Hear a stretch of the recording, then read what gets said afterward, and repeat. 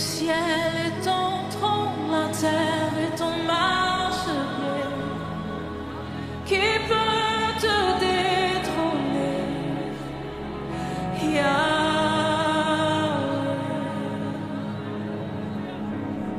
Le ciel est ton trône, la terre est ton marchepied. Qui peut te détrôner, Yahweh?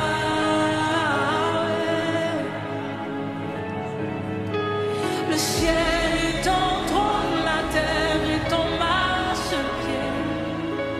Qui peut te détrôner, Yahweh?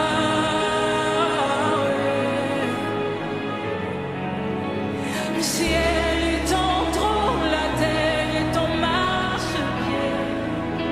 Qui peut te détrôner, Yahweh?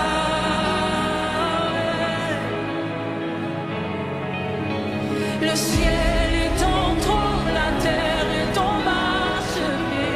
Qui peut te détrôner, Yahweh, Yahweh? Le ciel est ton trône, le ciel est ton trône, la terre est ton marchepied. Qui peut te détrôner, Yahweh?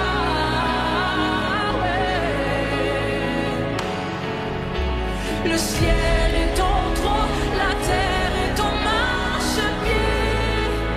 Qui peut te détrôner, Yahweh? Le ciel est ton trône, le ciel est ton trône, le ciel est ton trône, la terre est ton marchepied. Qui peut te détrôner, Yahweh? Le ciel est ton trône, le ciel est ton trône, la terre est ton marchepied. Qui peut te détrôner, Yahweh, Yahweh? Le ciel est ton trône, la terre est ton Ah, c'est compliqué. Alors, qui d'autre me connaît? À part la grande sœur. Ok, le frère aussi me connaît. C'est tous ceux qui me connaissent ici. Gloire à Jésus. Au moins, je viens quelque part où il n'y a pas beaucoup de personnes qui me connaissent. C'est l'une des rares fois. Et ça me réjouit. Alléluia. Je suppose que le visuel est passé. Et on a au moins lu le nom. Je suis Silas Louanti. Je suis pasteur de vocation. Amen. Moi-même comme vous là, je ne voulais pas le faire. Je ne voulais pas. Mais quand l'heure a sonné que je dois me retrouver dedans, je n'ai plus d'autre choix. Alléluia. Voilà. Donc c'est sûr que quand l'heure va sonner aussi pour quelqu'un ici, il n'aura pas d'autre choix. Enfin, quand c'est comme ça, on ne dit pas. Mais... Alors, je bénis Dieu pour l'église UEB Manikani. Je crois de tous les UEB à Parakou, c'est l'un des UEB que je fréquente le plus. Et désormais, je ne suis plus étranger ici. Appelez-moi votre frère. Ouais, je suis un frère de UEB aussi.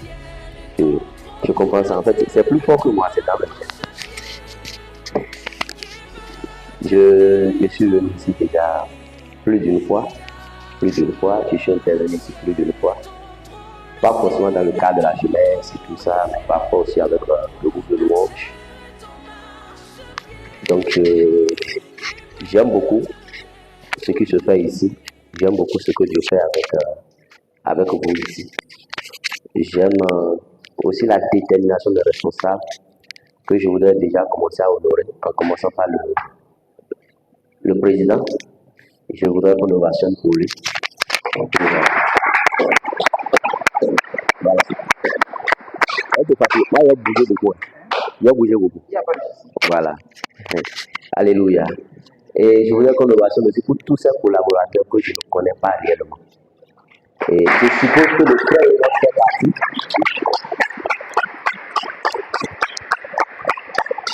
Amen. En temps, aidez-moi. Est-ce que c'est le frère Daniel que j'ai vu ou bien c'est son frère? C'est lui. Ah, d'accord. Donc, je salue aussi le frère Daniel. Je me rassure toujours avant de... Où il est? Voilà, je me rassure toujours avant de parler beaucoup. Les deux là m'embrouillent trop. Frère Daniel, shalom. Que le nom de Dieu soit béni. Amen. Alors, nous n'aurons pas certainement assez de temps. Le temps va peut-être être contre nous, ce sera vraiment bref. Donc, je vais être assez court, bref dans mon intervention. Et pour ceux qui me connaissent, savent que je ne sais pas faire doucement, je ne sais pas être bref. Je prends mon temps vraiment d'expliquer de long en large pour qu'on comprenne. Mais en fait, après ici, j'ai une autre intervention quelque part et ça me tient. Donc, on va tout faire pour qu'à 18h00, même si à 18h00, je n'ai pas encore fini, commencez à crier pasteur par le parti. Renvoyez-moi. Amen. Amen. Fermons les yeux un instant. Saint-Esprit, nous te confions ce moment. Nous nous soumettons à ta volonté. Nous prions que toi, tu diriges tout. Que tout soit conduit par toi au nom de Jésus. Merci de nous faire du bien. Merci de nous enseigner. C'est dans le nom de Jésus que nous avons prié. Amen. Alors, que le nom de Dieu soit béni.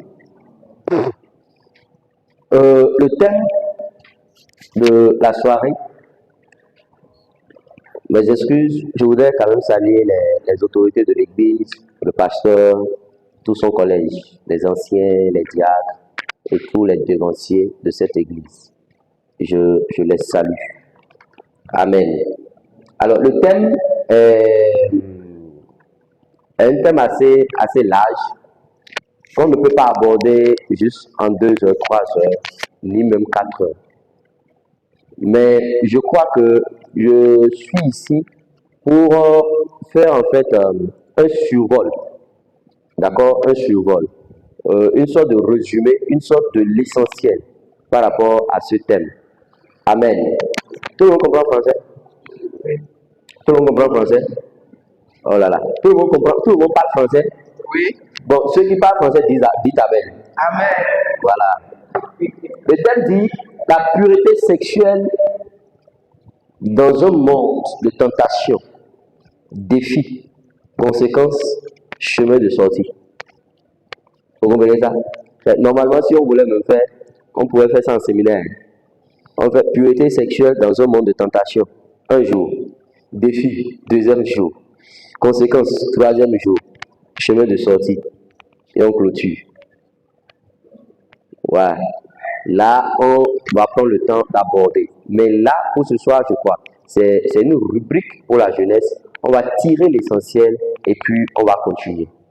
Alléluia. La pureté sexuelle dans un monde de tentation, défis, conséquences et chemin de sortie. La sexualité n'est plus un sujet tabou aujourd'hui. Vous êtes au courant, non?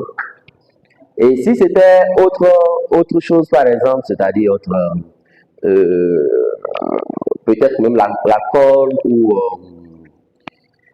un autre sujet, j'allais dire, qui a déjà bu une fois l'alcool ici?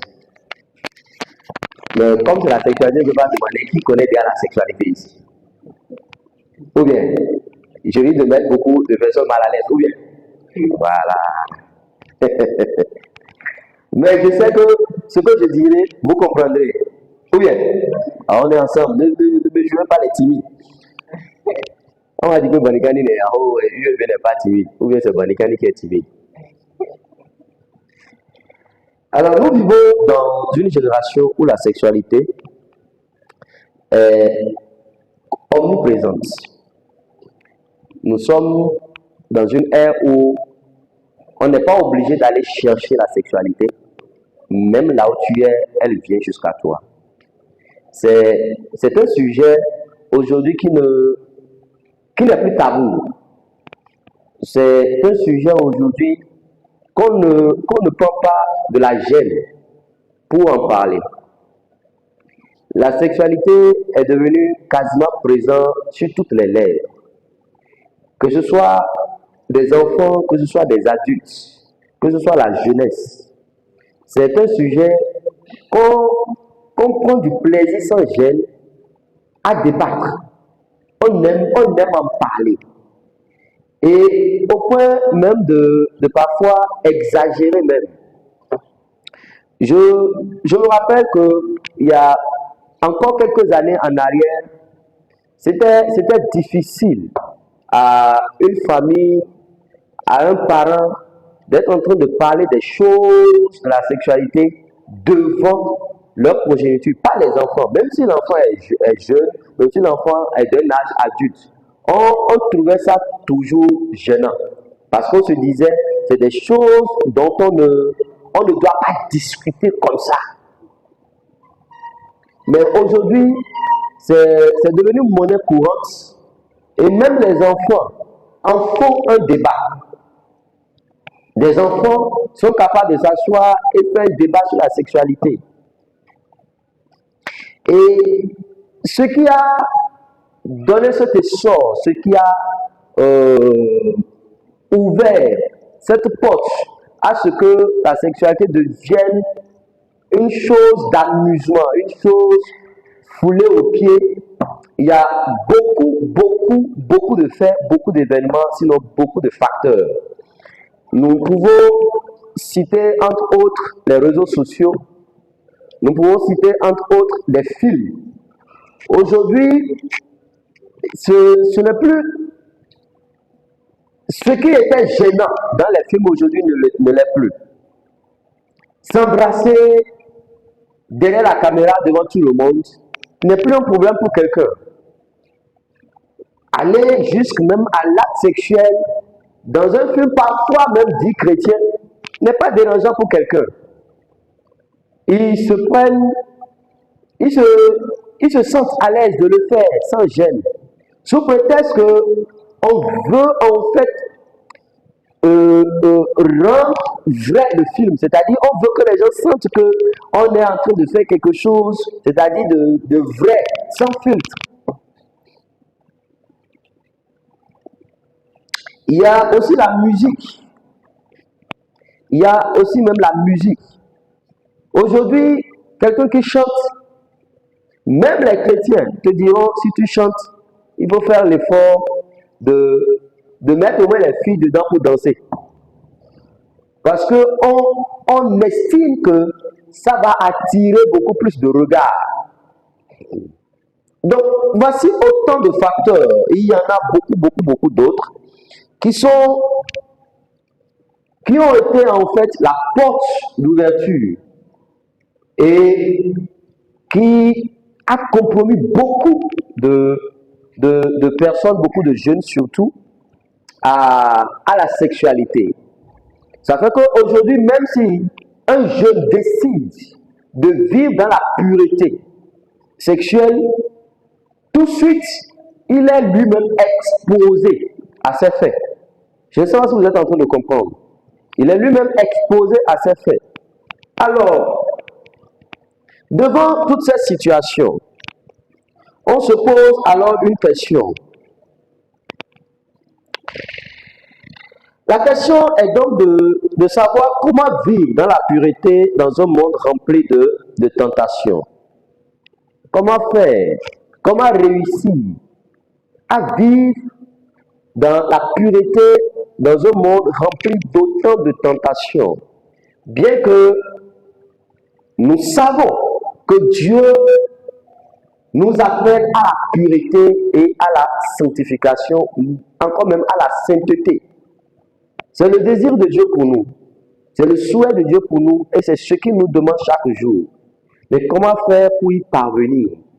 S'il y a autant de facteurs qui sont devenus comme un frein, nous empêchant de marcher selon les prescriptions de Dieu, de marcher selon la volonté de Dieu. Et je vais essayer, à la mesure du possible, de donner quelques éléments de réponse alors à cette grande question.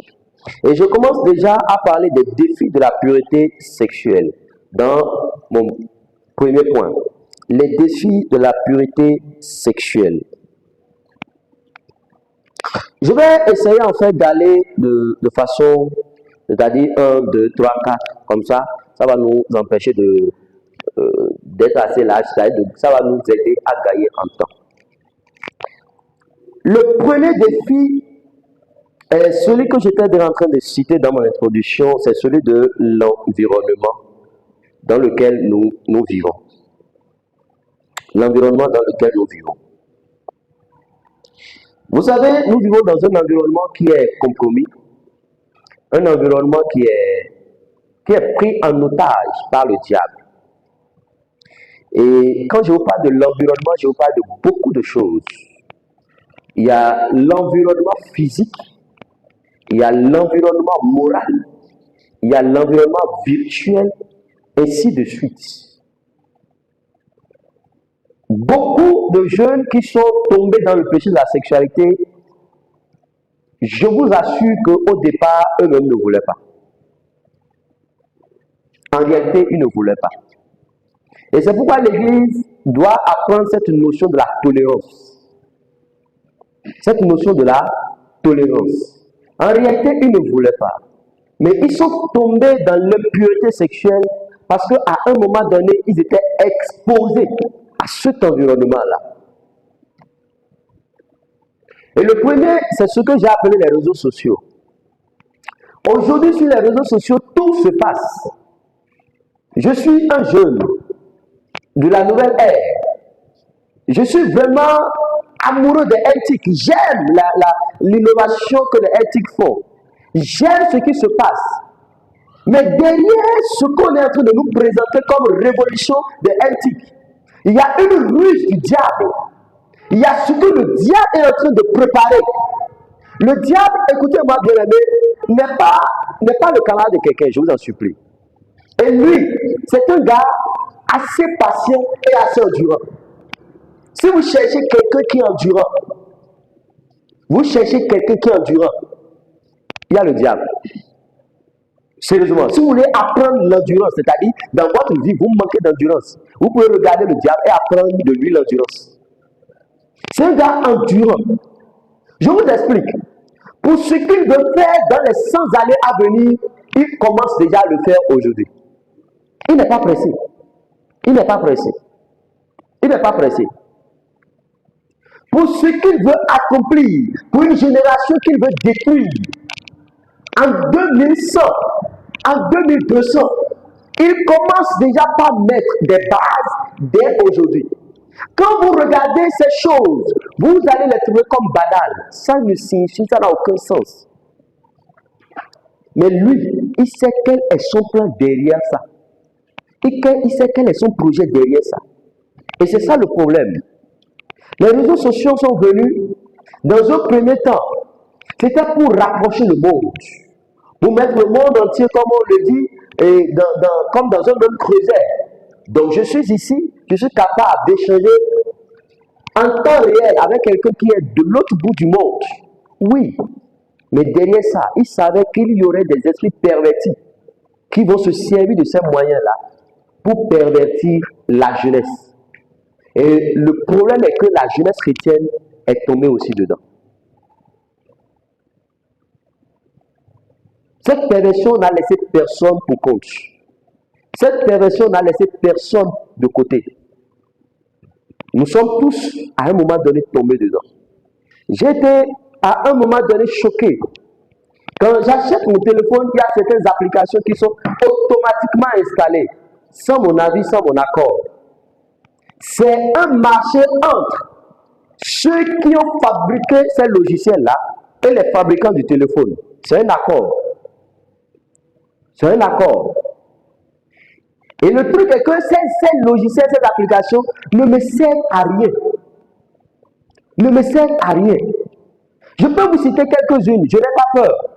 Que vous êtes en live ou quoi, moi je peux citer, j'ai le droit aussi de dénoncer ce qui ne me plaît pas.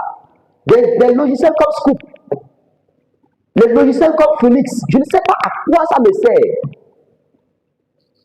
Et la chose que ces logiciels ou ces applications me servent sur le téléphone, c'est de me faire des propositions, des images indécentes.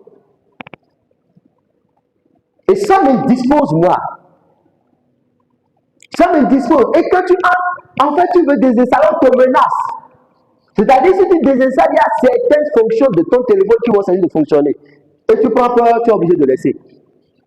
Mais chaque matin, tu te lèves. Tu prends ton téléphone, tu vois, ça ne demande même pas ton avis. Hein. Des notifications, que tu sois connecté ou pas, ça te montre une femme nue, et tu entends, tu lis parfois, veux-tu être avec moi? Veux-tu passer du temps avec moi? J'ai dit, c'est quoi cette bêtise-là?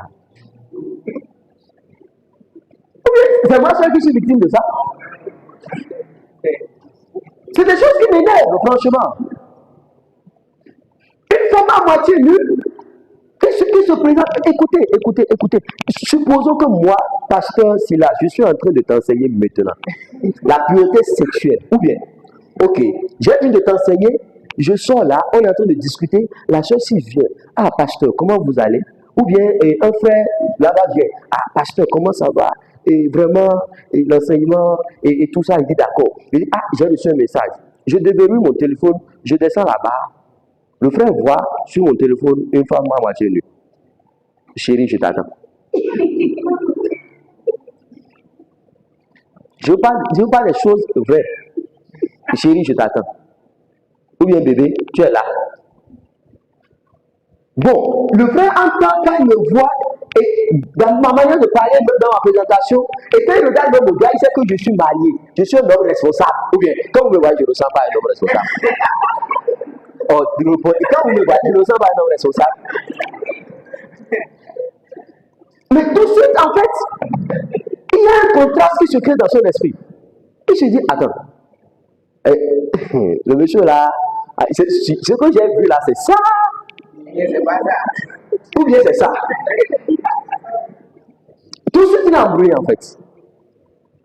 Et vous savez, en fait, le problème, c'est que le combat que lui, il était en train de faire peut-être contre la masturbation, je viens en fait de l'enfoncer. Pas parce que je suis dans quelque chose, mais parce que une application s'est décidée de me compromettre. Vous comprenez ça? Et je vais vous dire une chose. Nul n'est assez fort pour être toujours fort sur la chair. Nul n'est assez fort pour être toujours si fort sur la chair. Si la chair présente devant toi des tentations, il n'y a pas la force à ça. On ne résiste pas. On fuit. Vous savez ça? Ah, vous n'avez jamais lu ça dans la Bible? Paul dit, devant le péché de la chair, péché sexuel, on ne résiste pas. Il dit résister à tous les autres péchés. Mais devant le péché de la sexualité, on ne résiste pas. On fuit. On quitte là. Parce que aussi longtemps que tu as résisté, tu ne finiras pas tomber dedans. Il n'y a rien à dire. Donc, du fait que tu commences à avoir ce type de proposition, un jour, ta curiosité, sans le vouloir, sans savoir, toi-même ta main va appuyer et tu vas regarder. Voilà comment beaucoup de jeunes sont tombés dans l'impudicité. Est-ce que je suis en train de parler d'un frère ici? Je suis en train de parler d'une soeur? Parce que comment beaucoup de jeunes sont tombés dans l'impudicité. Les réseaux sociaux, parfois aussi l'environnement dans lequel nous sommes. C'est pourquoi, en tant qu'enfant de Dieu bien-aimé, vous devez faire attention. Votre environnement doit être filtré. Vous savez, il y a des choses qu'on ne choisit pas dans la vie, et il y a des choses qu'on choisit. On ne choisit pas, par exemple, sa famille, mais on choisit ceux qui vont m'influencer. Je peux le redire. Je n'ai pas choisi mon papa, vous savez ça, non? Oui, on n'est pas au courant. Mon papa, là, je ne l'ai pas choisi. Ma maman, je ne l'ai pas choisi. Je suis né, je les ai trouvés. Celui-là s'appelle mon papa. Elle s'appelle ma maman. Je vais faire avec. Je n'ai pas le choix. Ou bien, bon, vous-même, vous savez. Si vous étiez donné de choisir votre papa, votre maman, vous-même, vous savez ce que vous pensez là. C'est ça. Non, ne vous inquiétez pas, je sais, beaucoup vont me dire, j'allais choisir mon papa qui est là, j'allais choisir ma maman qui est là, ou bien. Mais vous-même, vous savez que ce que vous pensez là, c'est ça. D'accord? Si on mettait les autres là, on les mettait, on les alignait, et qu'on devait choisir, voilà. Mais, à part la famille que Dieu t'impose, l'environnement, c'est toi-même qui te l'impose. L'environnement, c'est toi-même qui te l'impose. Que ce soit les amis, que ce soit les personnes avec lesquelles tu collabores, c'est toi-même qui les imposes. Et le problème est que beaucoup de personnes n'arrivent pas à résister au péché à cause de l'environnement dans lequel ils sont. À cause du type d'amis que vous avez, à cause du type de camarades que vous avez. Je vous en supplie, n'ayez pas honte de dire à un frère, ta compagnie ne me fait pas du bien. N'ayez pas honte. Prenez le risque et le courage de le dire.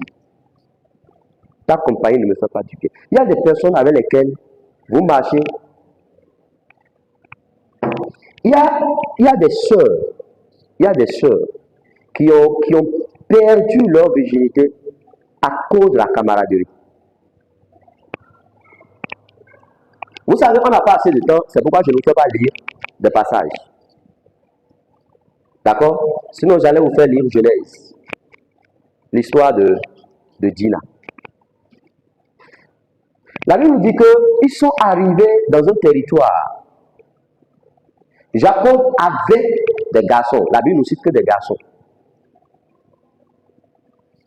À part la seule fille qu'on a appelée Dina. Et la Bible dit que Dina est sortie marcher avec les filles du pays. Et quand vous lisez, si vous êtes étudiant de la Bible, vous vous rendrez compte qu'en réalité, Dieu avait déjà interdit à Jacob de s'installer au milieu de ce peuple-là. Donc en réalité, c'était un peuple qui n'avait pas une bonne vie, qui n'avait pas une bonne influence. Mais est-ce que vous savez que ce peuple a conduit les fils de Jacob dans des péchés terribles? Ce n'est pas que Dina.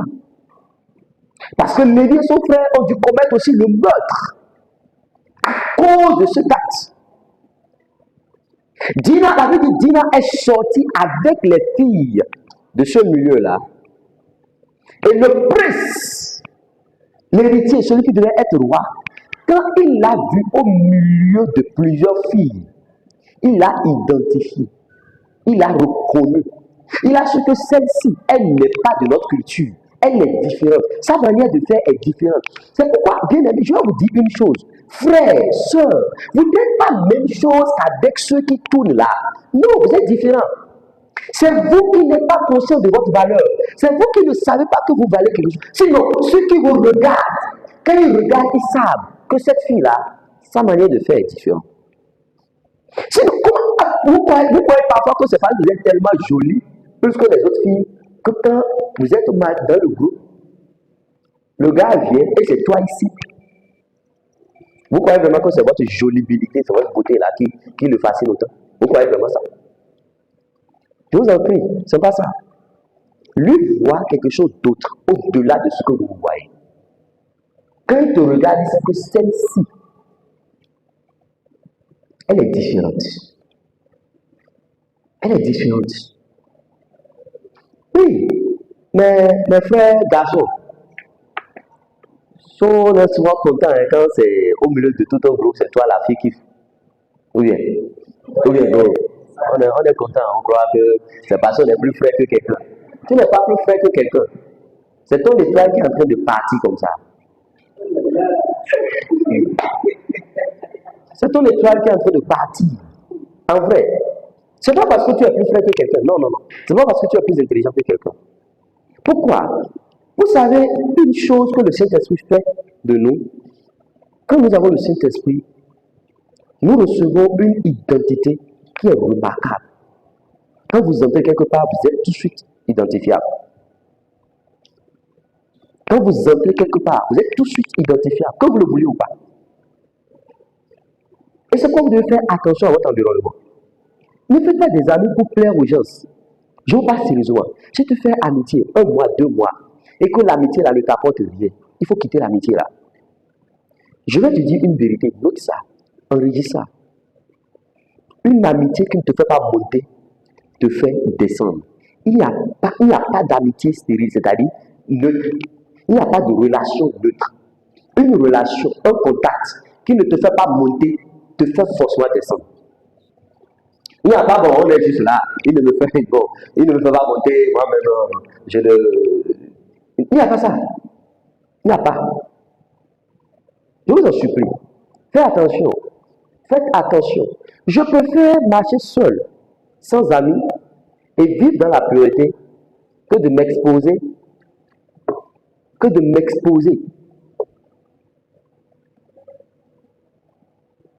Gloire à Jésus. Gloire à Jésus. Je vous en supplie. Faites attention. Il n'y a pas de honte à ça. Il n'y a pas de honte à ça. Il n'y a pas de honte à ça. Vous devez filtrer votre environnement. Vous avez la possibilité. Vous en avez la capacité. C'est vous qui savez qui entre dans votre vie, avec qui vous faites ami. Et à cause du simple fait que Dina est sortie marcher avec les autres filles, tout de suite c'est elle qui a été ciblée. Et c'est elle qui a été choisie, c'est elle qui a été enlevée. Pourquoi? Parce que l'environnement t'influence. L'environnement t'influence. Ce qu'on a longtemps dit dans tes oreilles finit par influencer ta réalité. Si tu es ami avec 2 personnes qui sont droguées, sois sûr que le troisième drogué, c'est toi. Ça ne ment pas. Tu marches avec 2 soeurs qui gèrent 2 gars, 3 gars. Peu importe comment tu parles en langue, tu vas finir par gérer pour toi aussi. Peu importe comment tu es rempli du Saint-Esprit, tu vas finir par gérer. Peu importe comment tu es né de nouveau, tu vas finir par te retrouver dans ça. Pourquoi? Parce qu'à un moment donné, leur réalité va paraître pour toi comme une vérité. Leur réalité deviendra en fait une vérité pour toi. Parce que tu crois que c'est je ne sais pas, il y a... Juste récemment, après quelques jours, je discutais d'échanger avec et je crois que c'était, voilà, à un coup que j'étais en train de faire. Et on discutait, on parlait de la pureté et tout ça. Et il dit de faire attention. Faites beaucoup attention dans l'église. Vous savez, Dieu est miséricordieux. Hein? Parfois, il arrive, vous allez voir certaines sœurs qui gèrent sa vie comme elle veut. Elle vient à l'église, elle sort, elle fait sa vie comme elle veut. Tout le monde regarde, tout le monde juge. Ou bien, tout le monde parle. C'est-à-dire, elle n'est pas chrétienne, mais elle est pratiquante religieuse. Elle vient, elle parle, et sa vie, elle s'en fout. Et parfois, même les sœurs vont commencer à l'envier. Vous voyez, c'est elle qui change les téléphones comme elle veut. Elle s'habille fraîche pour venir. Elle change les tresses. Chaque samedi, elle est chez coiffeuse. Elle est chez coiffeuse. Et si elle fait une tresse comme ça descend, hein, ça descend même, ça descend. Elle descend. Elle vient. Oui. Les soeurs, parfois on regarde et dit, à un moment donné, d'autres sont emportés dans ça. Frère, tu n'aimes pas la paix, toi.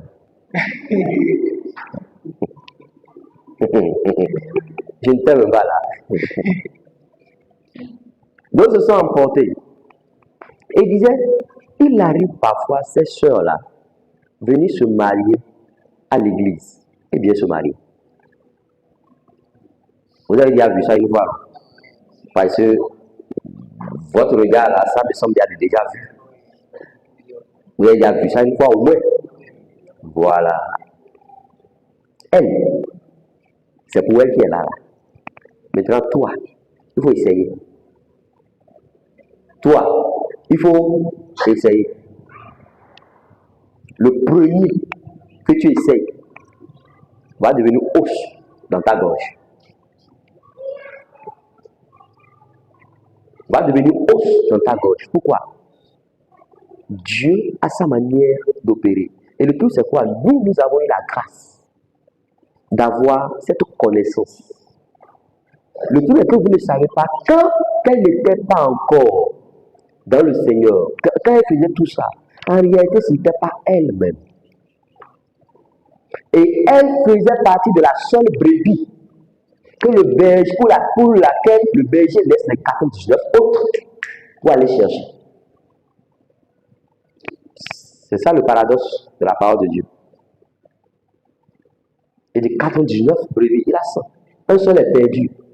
Il laisse 99 pour aller chercher un seul. Comme si un là valait 99.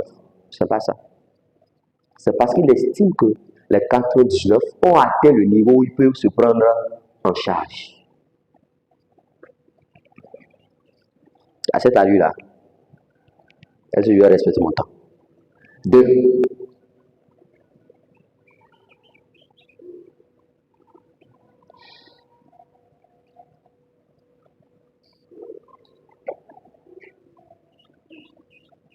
Le deuxième défi, c'est un désir, c'est du moins un défi intérieur. D'accord? Il s'agit des désirs charnels, des pensées impures et même des luttes personnelles. Vous savez, si tu es né, tu as grandi à un certain âge, tu ne commences pas par éprouver ce type de désir. Tu as un problème. Il faut te dénoncer, on va prier pour toi. Oui, on va faire ta délivrance. Vous faites délivrance ici, non? Oui, vous ne faites pas délivrance. Il faut te dénoncer, on va te dire. C'est tout à fait normal qu'à un certain âge, ton corps commence à réagir d'une certaine manière. Ton corps commence à réclamer certaines choses. C'est tout à fait normal. D'accord? C'est tout à fait normal qu'à un certain âge, tu commences à avoir des désirs portés vers une catégorie de personnes.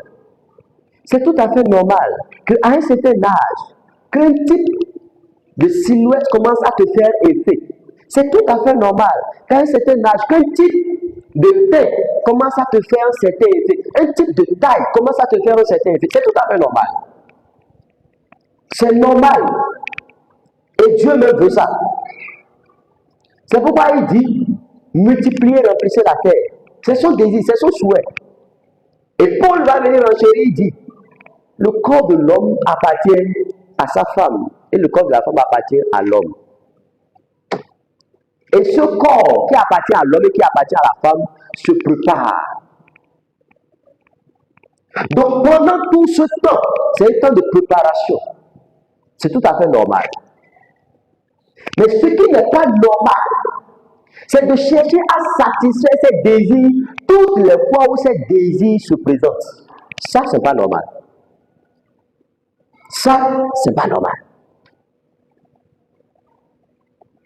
Beaucoup de jeunes qui luttent contre la publicité ou surtout contre la masturbation croient en fait que je vais prier Dieu à un moment donné, je n'aurai plus envie de la sexualité.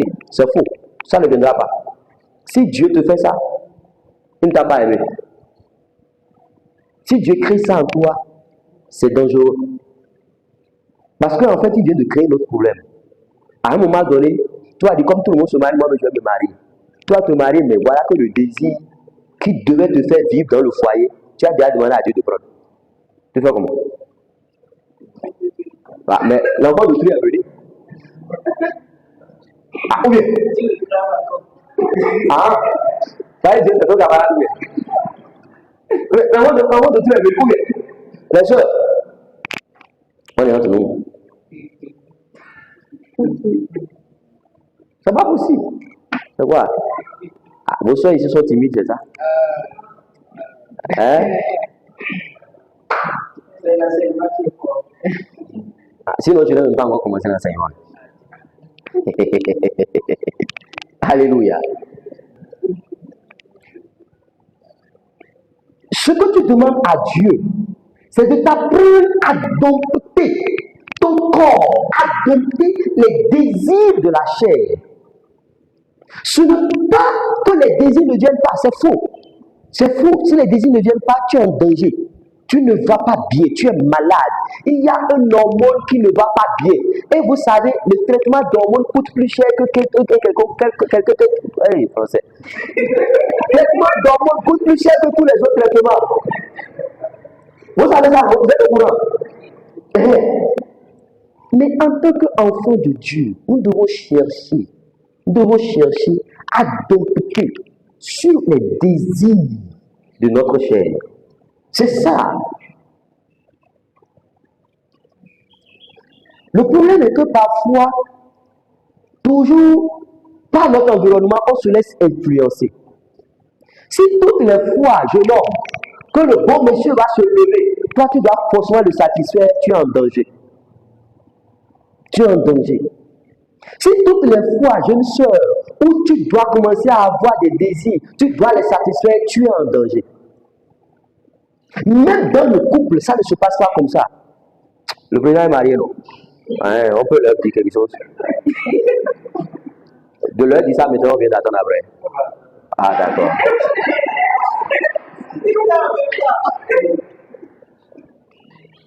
Alléluia.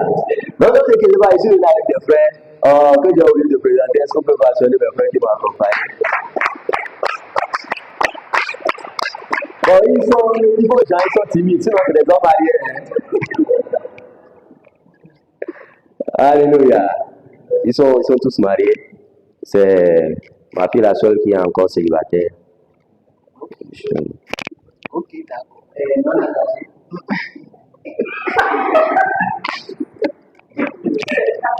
Faites attention. Je vous ai dit, c'est ma fille.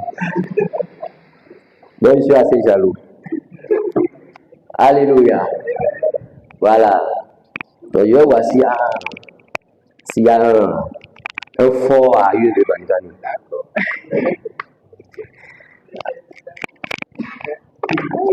Alléluia. Même dans le couple, ce n'est pas toutes les fois où le désir est qu'il est satisfait. Ce n'est pas possible. Ce n'est pas possible.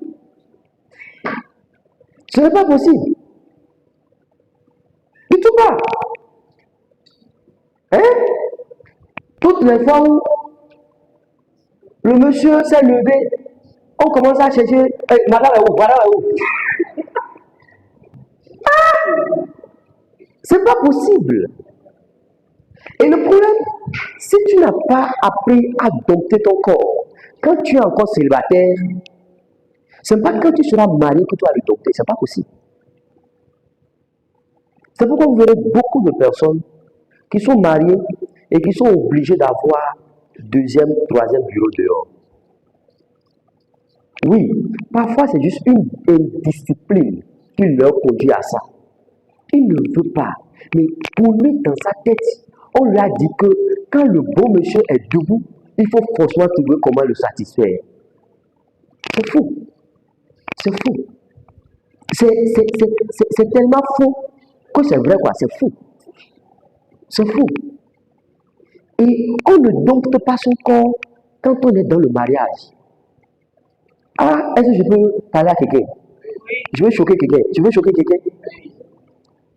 Parce que il y a un frère ici qui est pressé de se marier parce qu'il veut régler ce problème-là. Le mariage ne règle pas, ça. C'est pas ça le mariage règle. Sinon tu seras frustré. Le mariage va te frustrer même. À ta mariage, tu verras ça comme ça. et tu vas passer à côté. Tout cela fut. Je parle non. Maintenant, je dis faux. Je raconte des choses, je raconte des bêtises. Ok, c'est des jeunes, non? Quand on est un jeune, non, on peut parler. En fait, genre, moi, je vous dis la vérité, vous croyez que. Moi, je vous dis vrai. Je vous dis vrai. Si je n'étais pas marié, j'allais dire peut-être, supposons. Mais par la grâce de Dieu, je suis en train de faire ma 5e année de mariage. Ouais, avec 2 enfants. Avec une merveilleuse épouse. Surtout acclamé pour mon épouse.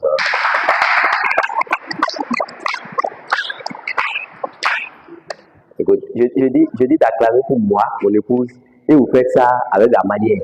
C'est moi, mon épouse.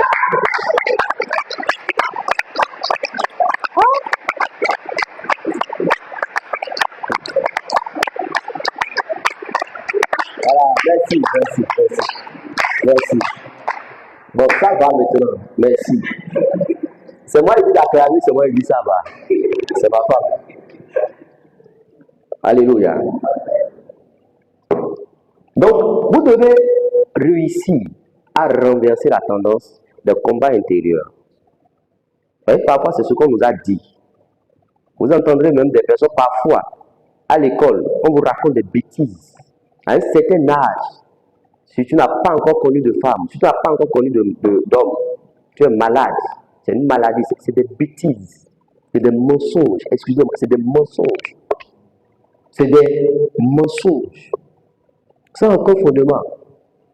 Et généralement, c'est parce qu'on est trop libre. On n'est pas occupé qu'on pense à ces histoires. Je vous en supplie, vous devez déconstruire ces mensonges qu'on nous a communiqués. Ou parfois même la science. Parfois vous lisez même sur les moniteurs de recherche beaucoup de bêtises pareilles. Et cela encourage en fait le désir de commettre le péché, le désir en fait de faire. Vous ne voulez pas. Vous sentez un combat intérieur en vous. Mais vous n'arrivez pas à résister.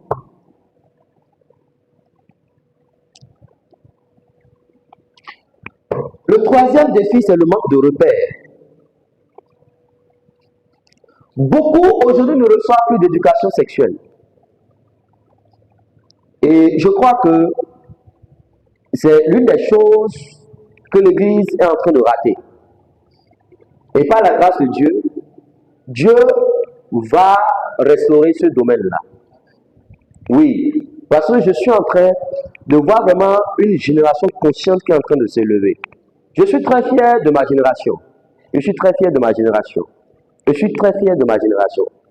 Vous savez, je ne suis pas, excusez-moi, je ne suis pas UEB, je ne prie pas dans l'église UEB. Mais j'anime plus de séminaires dans l'église UEB que n'importe quelle autre église. Pourquoi? Parce que nous sommes une génération qui avons compris qu'il ne s'agit pas de dénomination, il s'agit du corps de Christ. Il s'agit du corps de Christ. Oui. Et j'ai beaucoup d'amis UEB, Et aujourd'hui, je n'ai pas de la peine à aller m'asseoir dans une église UEB sur le culte, écouter le message et rentrer. Vous comprenez ça? L'année passée, j'étais dans une autre église, Pentecôte de quoi? Pentecôte de quelque chose au Bénin. Oui, Pentecôte de la foi. C'est généralement des églises cercles fermés. Mais Dieu m'a fait la grâce d'aller apporter un enseignement là-bas. Pourquoi? Parce qu'en fait, il y a une génération qui est en train de comprendre certaines choses.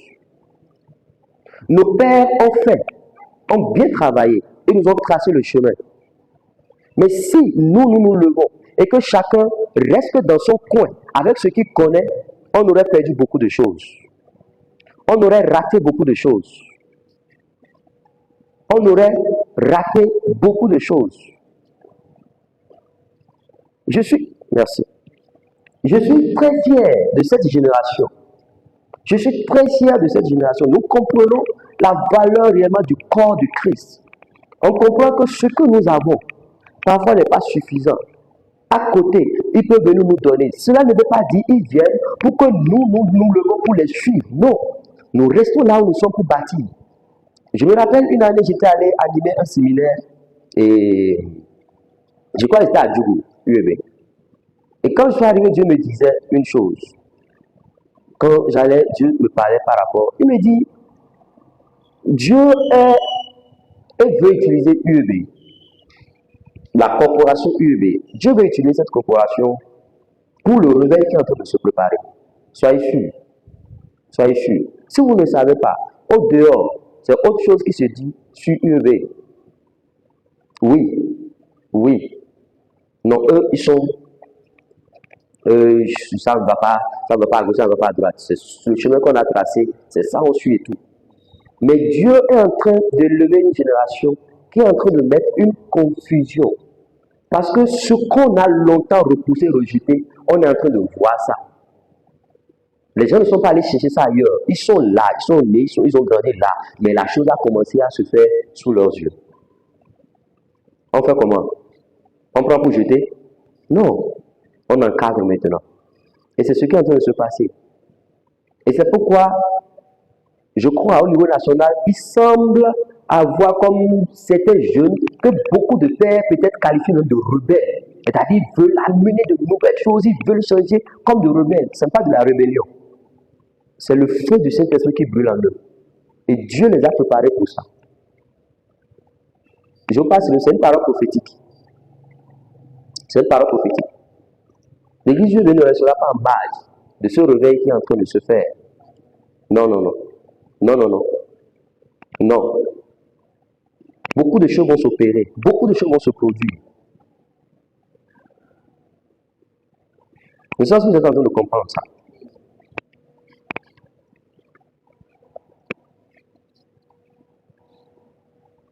L'église, à un moment donné, a manqué de repères. La jeunesse a manqué de repères. Il n'y a pas eu de modèle devant la jeunesse pour leur montrer, voici le chemin à prendre, voici comment il faut faire. À la limite, parfois, pour des églises, parce que je sais qu'il semble que l'UEB organise souvent ces programmes-là pour les jeunes célibataires. Vous faites ça ici aussi? Il y a souvent une formation pour les fiancés avant de se marier, tout comme ça. Hein? Hein? Je ne connais pas le nom. Voilà. Je ne connais pas le nom. Donc, il semble qu'ils organisent ça et tout. C'est bon. Mais le truc est qu'à un moment donné, parfois, on reste superficiel. On reste superficiel parce qu'il y a un conflit de génération. Si c'est un papa qui vient vous enseigner, souffrez qu'il ne vous parle pas des choses avec autant de liberté que moi, je suis en train de le faire. Pas parce que je vais enseigner mieux que lui, non. Mais c'est parce que vous et moi, on est de la même génération. On peut se dire des choses, on peut se regarder en face et parler. Mais le papa ne peut pas vous exposer certaines choses. Non. Moi, je peux vous parler. Moi, je peux vous dire des choses. Je peux même vous parler de mes faiblesses que j'ai eues en temps. Et Dieu m'a délivré. Et ça va vous réconforter, ça va vous donner la force. Mais un papa qui vous parle, va vous parler que de ce que la Bible a dit. On aurait peut-être là, peut-être on aurait peut-être même déjà lu plus de 15 passages bibliques qu'on est en train d'expliquer. C'est ça que vous êtes en train de comprendre. L'Église manque beaucoup de repères. La jeunesse manque de repères. Mais Dieu est en train de répondre à ce besoin-là. C'est pourquoi toi, tu es là, pour devenir un repère pour quelqu'un. Vous devez vous lancer ce défi. S'il n'y a pas de repère aujourd'hui pour nous, nous devons tout faire pour devenir des repères pour ceux qui viennent demain. Sinon, le problème ne serait pas réglé. Dans ta marche, dans ta conduite, là où tu mets les pas, tu dois te poser une question. Si quelqu'un me voit ici, est-ce qu'il serait fier de moi? Si mon petit frère me voit ici, quelle question il va se poser? Qu'est-ce qu'il va se dire? En temps, je reviens sur les applications dont je parlais. Moi, j'ai désinstallé ça. Scooper et Phonisa. Quand j'achète mon téléphone, c'est la première chose que je désinstalle. Il y a beaucoup de personnes peut-être qui souffrent comme moi et qui ne savent pas comment faire. Allez dans les paramètres, désinstaller ça. Et quand vous faites la mise à jour, veillez à ne pas le mettre à jour. Quand vous le mettez à jour, il s'installe. Et vous le désinstallez. Ça peut aider quelqu'un.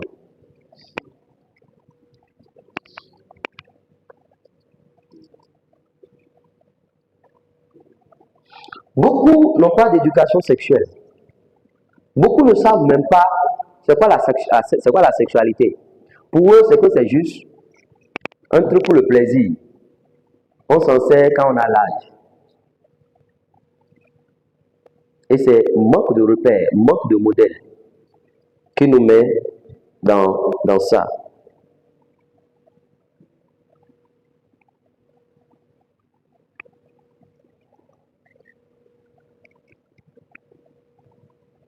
On va lire 2 Samuel 12, 9.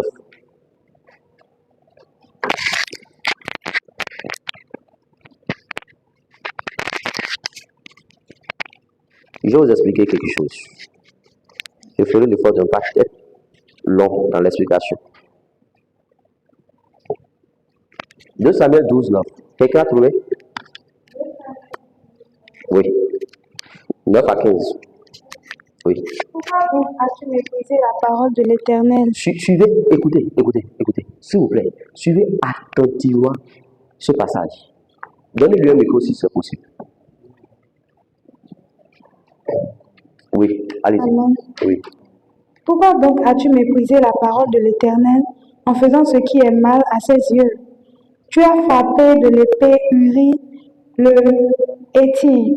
Tu as pris sa femme pour en faire ta femme, et lui, tu l'as tué par l'épée des fils d'Amon.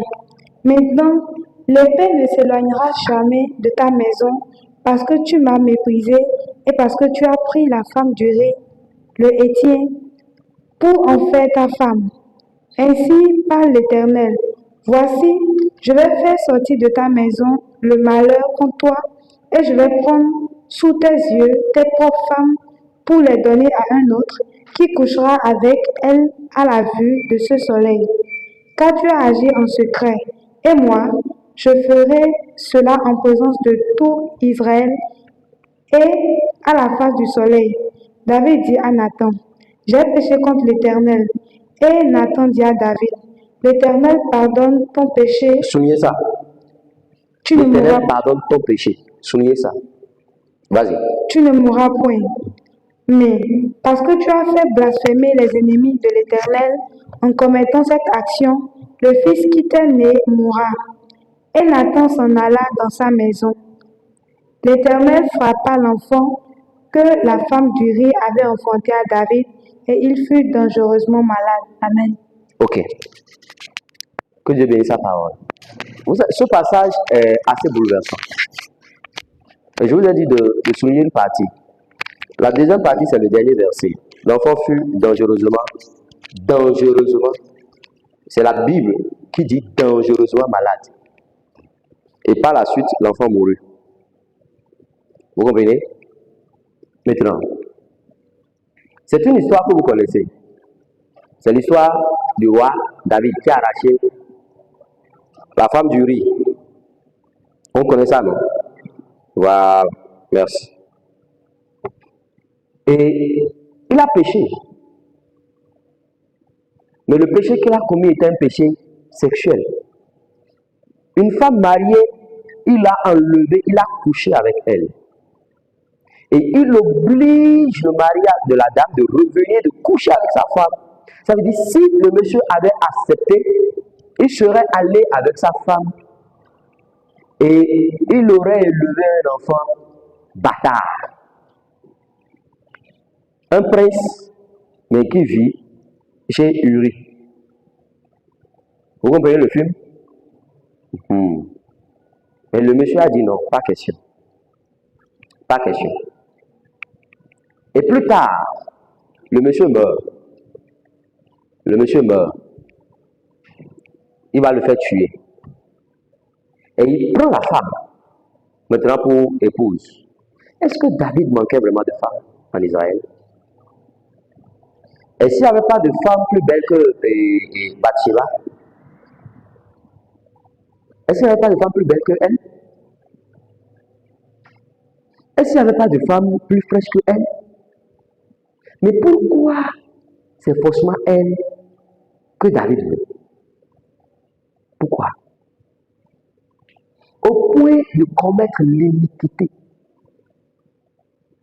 Parce que ce qu'il a commis était un péché, mais qui est devenu de l'iniquité.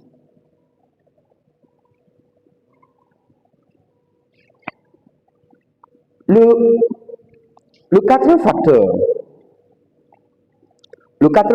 ou le quatrième défi que je voulais partager, c'est le défi d'ordre spirituel.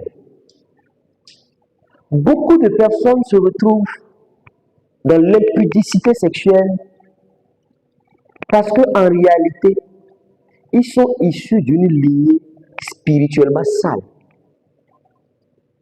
Ça, je parle à quelqu'un, je vous parle en toute sincérité. Ils ne le font pas parce qu'ils veulent, mais ils le font parce que, en fait, c'est dans leur sang.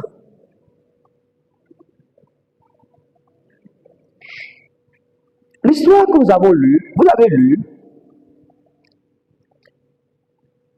lorsque Nathan vient, il parle à David. David automatiquement reconnaît sa faute. Et David dit, j'ai péché contre Dieu. Et Nathan lui répond automatiquement, Dieu t'a pardonné. Dieu t'a pardonné. Vous avez lu ça dans votre Bible? S'il vous plaît. Vous avez lu ça dans votre Bible? Que Dieu a pardonné David? Ok. Mais c'est la suite, il dit quoi? Le verset que j'ai dit de souligner là. Oui? Lisez. Je vais suivre qu'on est ensemble. Oui. J'ai péché contre Verset 13. Verset 13. Oui. J'ai péché contre l'Éternel. Oui. Oui. L'Éternel pardonne mon péché. Oui. Tu ne mourras point. C'est-à-dire, toi, David, tu ne vas pas mourir parce que tu viens de commettre ce péché. Mais Dieu l'a pardonné. C'est ça qu'on appelle le pardon, non? Dieu a pardonné, il dit, c'est fini. Mais la suite, il dit quoi? Mais parce que tu as fait blasphémer les ennemis de l'Éternel en commettant cette action, Oui. le Fils qui t'est né moi. C'est quoi le pardon alors? Vous ne vous posez pas cette question. En fait, si c'est moi seul qui me pose cette question, je vais passer. Et si on se pose cette question, on va chercher ensemble à répondre. C'est quoi alors le pardon? C'est quoi le pardon? Je marche, je t'ai piétiné. Et je dis, ah, pardonne-moi. Tu dis, oh, d'accord, je t'ai pardonné. Mais je vais te piétiner aussi. Il y a des gens qui étaient allés au champ. Parmi eux, il y avait quelqu'un qui n'était pas trop en règle avec sa tête. Et ils ont commencé à labourer. C'était le labour. Vous savez, là-bas, quand on laboure à la queue de lait. On se suit, on ouvre d'abord et après on revient fermer. C'est ça, non? Ou bien vous êtes en ville, vous ne connaissez pas le champ? Ça dépend de quoi? Oh, nous, on ne perd pas le temps pour ça. On ouvre d'abord et après on ferme. Alléluia. Même celui qui fait les diables, c'est qu'on ouvre et on va le faire. Alléluia. Donc, quand ils ont commencé le chant, par méga, il y a quelqu'un qui a heurté de ça d'abord le pied de celui qui est un peu dysfonctionnel. Et il a heurté un peu. Il dit, il dit, mon frère, doucement. Il dit, oh, pourquoi déjà doucement à l'heure là? Le chant ne vient que de commencer.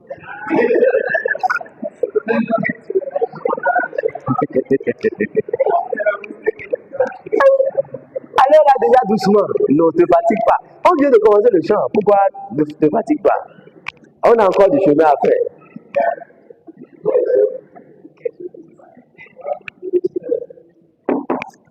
Dieu dit, je te pardonne. Mais l'enfant qui est né mourra. Et puis,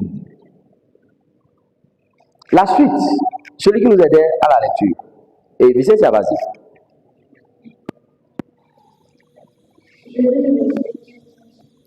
Oui, 15. Elle annonce son dada pour sa maison. Oh non. 11. 11. Oui. Ainsi parle l'Éternel. Oui. Voici, je vais faire sortir de ta maison le malheur contre toi, Oui. et je vais prendre sous tes yeux tes propres femmes pour les donner à un autre, qui couchera avec elle à la vue de ce soleil. C'est bon. Dieu a pardonné David, mais toutes ces choses devaient se passer. Toutes ces choses devaient se passer. Et vous savez que ça s'est passé, non?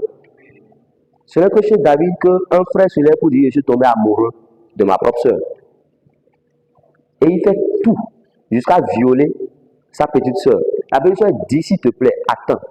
Allons voir notre papa. Dis-lui que tu me veux pour femme. Il ne va pas refuser. Il dit: non. Ce que je veux là, c'est viol-là, je veux. Elle dit: attends, ne me fais pas ça, ne me déshonore pas. Elle dit: oh, c'est ça que je veux. Et quand il finit de la jouer, il la chasse aux yeux de tout le monde. Le papa regarde, il ne peut rien dire. Pourquoi? Il sait ce que Nathan lui avait dit. Vous allez voir, les enfants de David avaient une faiblesse à la sexualité. Les enfants de David avaient la sexualité. Ils avaient une faiblesse à la sexualité. Pourquoi? À cause de leur papa. Et vous verrez des personnes qui ont une faiblesse avec le sexe opposé. Ils n'arrivent pas à résister. Excusez-moi beaucoup, même des pasteurs, même des pasteurs, des hommes doués, je vous parle sérieusement. Parfois, ce n'est pas une volonté, ce n'est pas parce qu'on veut. Remonter en fait, d'où est-il sorti? Quelle est son origine? De quelle maison est-il sorti?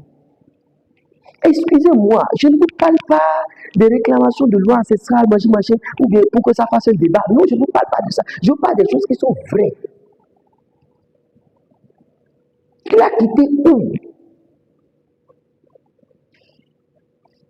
Vous verrez, les enfants, un s'est levé et c'est la femme de son papa, David là, qui l'a pris au milieu de la journée et il couche. C'est ça qui lui plaît. C'est ça qui lui plaît. Vous êtes en train de le comprendre? Pourquoi? Parce que le papa a commis et une parole a été relâchée. Une parole a été relâchée. Et c'est pourquoi vous allez voir un monsieur comme ça, qu'on appelle Salomon. On dit qu'il avait combien de femmes? Il a, Jésus, il a 700 femmes. Ça ne suffit pas, mais il faut qu'il ait encore des concubines. Hein? Et c'est l'homme le plus sage.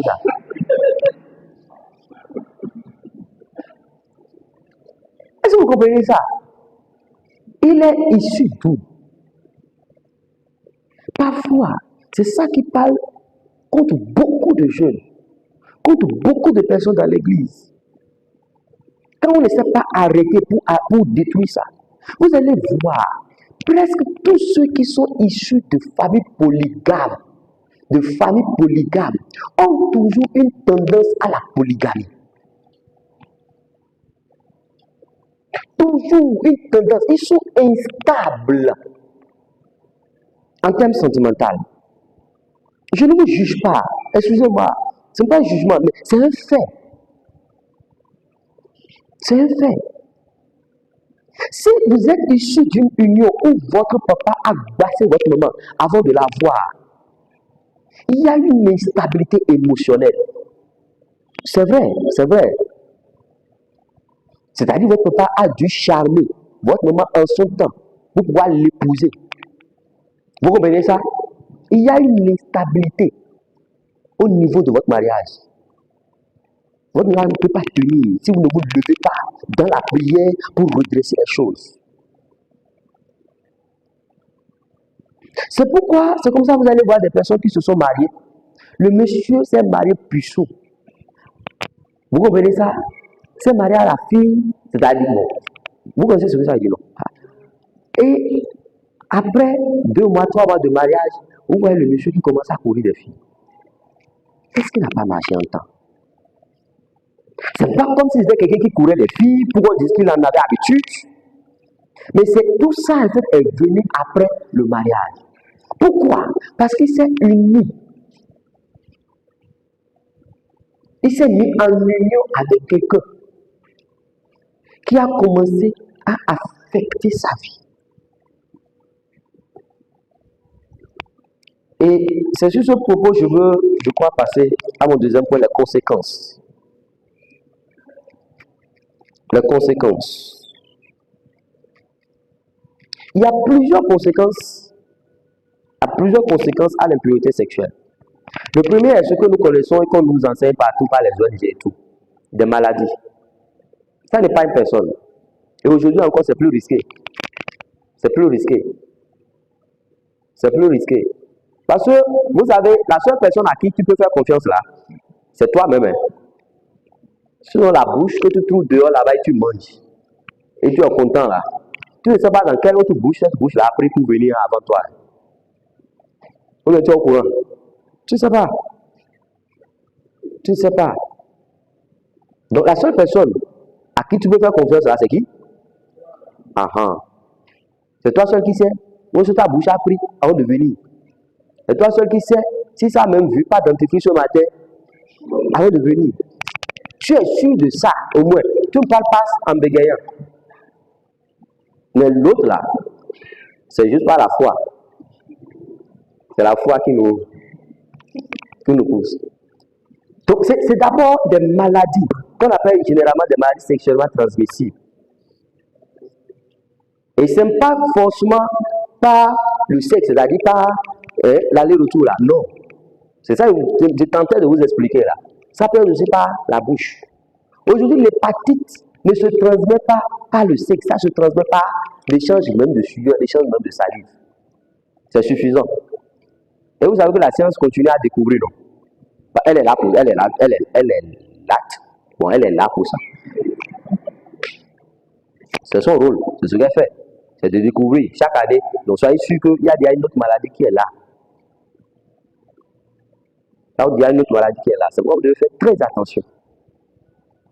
Des maladies de divers genres. Aujourd'hui, on a même tendance à croire que le sida est démodé. Quand quelqu'un te dit, oh, tu as attrapé le sida, c'est une vieille histoire. C'est faux. Ça continue à attraper les gens. Ça continue. J'ai dit combien que ça continue à attraper les gens. D'accord. Si vous êtes informé, c'est bon.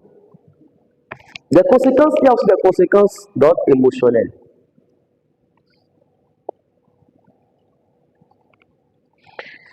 Vous savez, certaines impuretés sexuelles peuvent vous conduire dans beaucoup de choses. Et un peu comme le cas de Dina. Vous allez voir que la Bible n'a plus jamais parlé d'elle. C'est fini. C'est la seule fois où on a parlé de Dina et ça s'est arrêté là. Son histoire s'est arrêtée là. Et ça a eu d'énormes conséquences par la suite. Les frères se sont levés pour aller se venger, pour verser du sang. Le repas s'est fâché, il les a aussi maudits. Vous imaginez ça? Vous imaginez ça? Et beaucoup de personnes aujourd'hui qui ont un problème de mariage sont des personnes généralement qui ont eu de très mauvaises aventures par le passé. Et surtout des personnes qui ont tout donné jusqu'à se donner eux-mêmes.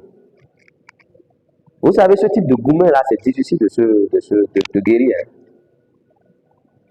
Ce type de gourmet-là, c'est difficile de guérir. Mais quand on a donné, on s'est dit que je connais beaucoup. Hein. Il y a une soeur que j'ai accompagnée pendant une période et tout ça, je travaillais avec elle, qui avait ce problème-là. Les parents n'étaient pas d'accord avec son mariage avec le jeune homme, mais le jeune homme voulait, elle aussi elle voulait. Mais ses parents ont dit niet. Mais elle dit qu'elle s'est juré que c'est celui qu'elle a connu sexuellement, c'est lui qui va l'épouser. Donc peu importe comment ça est. Et c'est là où on se met dans des histoires pas possibles. On entre dans des alliances terribles. Parce que là-bas, la famille aussi n'est pas assez d'accord.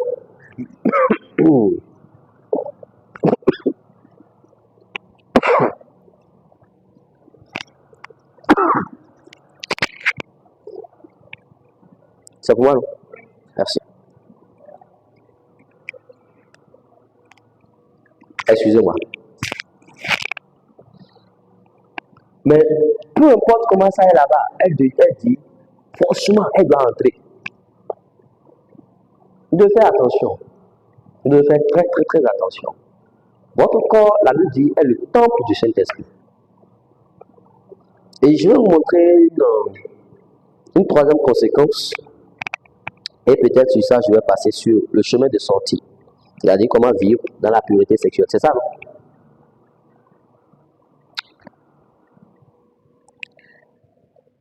La prochaine conséquence, généralement ignorée, elle est d'ordre spirituel. Elle est d'ordre spirituel. Lisons 1 Corinthiens 6,16. S'il vous plaît, donnez-moi le sachet, là, le matériel. Là. Trouvez-moi un petit plastique ou un seau. Bien. Lisez 1 Corinthiens 6,16. Merci. Verset 16 de ceci. Loin de là, ne savez-vous pas que celui qui s'attache à la prostituée est un seul corps avec elle? Car est-il dit, les deux deviendront une seule chair. Reprends. Suivez attentivement. Ne savez-vous pas que celui qui s'attache à la prostituée est un seul corps avec elle? Car est-il dit, les deux deviendront une seule chair. Reprends encore. Loin de là, ne savez-vous pas que celui qui s'attache à la prostituée est un seul corps avec elle? Car est-il dit, les deux deviendront une seule chair. J'ai fait répéter ça 3 fois. Ce n'est pas accidentellement. Ce n'est pas parce que je voulais remplir mes verres. Non. Elle peut finir de lui, je dis, assieds-toi, je remplis mes verres. Vous allez me faire quoi?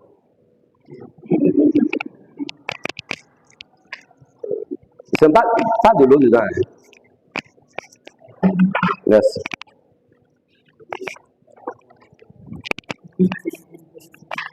Peut-être que vous voulez me laver ici. Oh, mon anniversaire, il reste encore longtemps. Hein.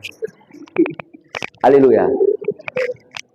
La Bible dit que celui qui s'unit avec la prostituée devient quoi? Devient une seule chair avec elle. Alors, la question, c'est quoi prostituée? C'est là où on va se blesser. Pour vous, c'est les dames qui restent au bord de la voie, en temps vers publier là-bas, là, oui. Pour vous, c'est ça. Alors, dans la culture juive, une femme qui a connu d'homme avant ou hors mariage est considérée comme prostituée. C'est ça. Vous vous rappelez de tonton Judas? Je crois que c'est lui, hein, le fils de Jacob. Vous vous rappelez? Avec sa belle-fille. Vous vous rappelez? Vous savez ce qui s'est passé, non? Vous vous rappelez de l'histoire, non? Ou bien je vous raconte ça? Mon est passé, reconnaissez-moi vite, je vous raconte tout ce que je passe. Alors, il a marié une fille à son fils aîné. Le fils aîné est mort sans que la femme ait fait d'enfant. Le petit frère a pris la femme et il a dit, si je fais d'enfant, c'est comme dans ma culture. Avec une veuve, l'enfant là appartient au défunt, à mon grand frère. Donc, je ne vais pas jouir en elle. Donc, je ne vais pas mettre ma semence en elle pour qu'elle ne tombe pas enceinte. Et Dieu s'est fâché de ça. Dieu l'a frappé, il est aussi mort. Quand Judas a vu ça, ça ne lui restait qu'un seul garçon. Il dit, je risque de perdre encore mon troisième, parce que celle-là, elle est venue finir ma famille. Il dit, bon, ce qu'on va faire, il faut rentrer chez toi d'abord. Le temps que le dernier ne grandisse. Quand il sera grand, tu vas revenir. Elle a attendu, on ne l'a jamais rappelé. Vous suivez ça? Jusqu'au jour, Judas même venait dans la ville, et quand il est arrivé, elle lui dit qu'elle est venue s'est déguisée comme les prostituées, se mettre à la porte. et il est allé vers elle. Et c'est comme ça qu'elle est tombée enceinte. Vous comprenez?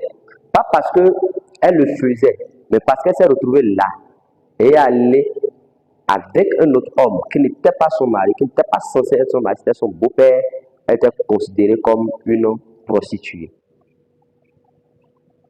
Ça veut dire quoi? Quiconque se met en relation sexuelle avec une autre femme ou un autre homme hors mariage, logiquement en train de faire quoi? C'est vous-même qui avez dit. C'est vous-même qui avez dit.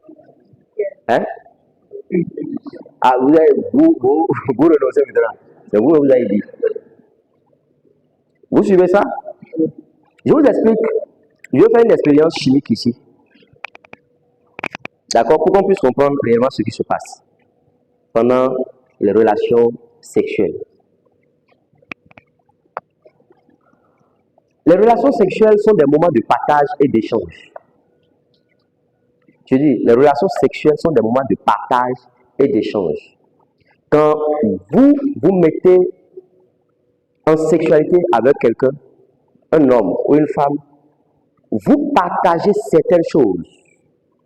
Et au nom de ces choses-là, vous partagez d'abord votre énergie, vous partagez des choses physiques, d'accord, que l'homme donne à la femme et l'homme prend aussi de la femme.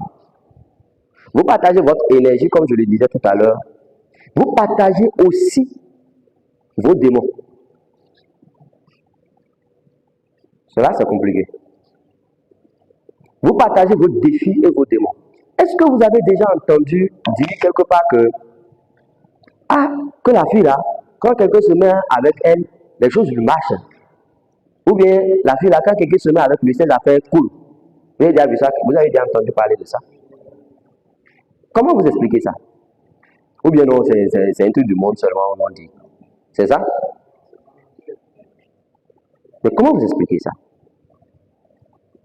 Je vous explique. Quand vous... Viens me garder le micro, s'il te plaît. C'est monsieur le président de ma jeunesse. Est-ce que vous pouvez acclamer pour lui?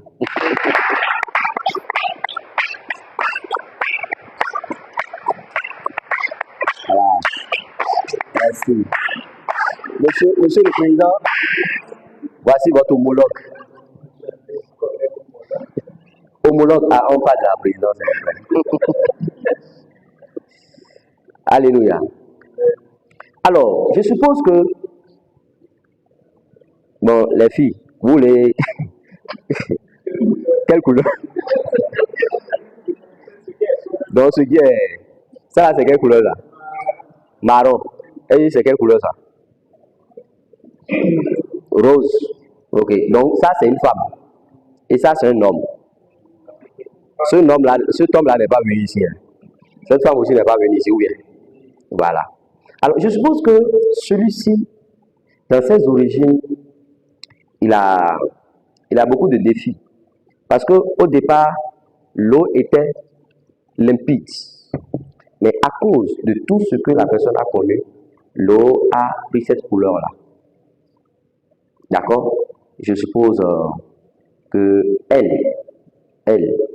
elle a dans ses origines un problème. Les gens ne se marient pas vite, par exemple. D'accord? Juste ça, les gens ne se marient pas vite. Il y a un problème parfois. Comme ça, quoi, c'est difficile.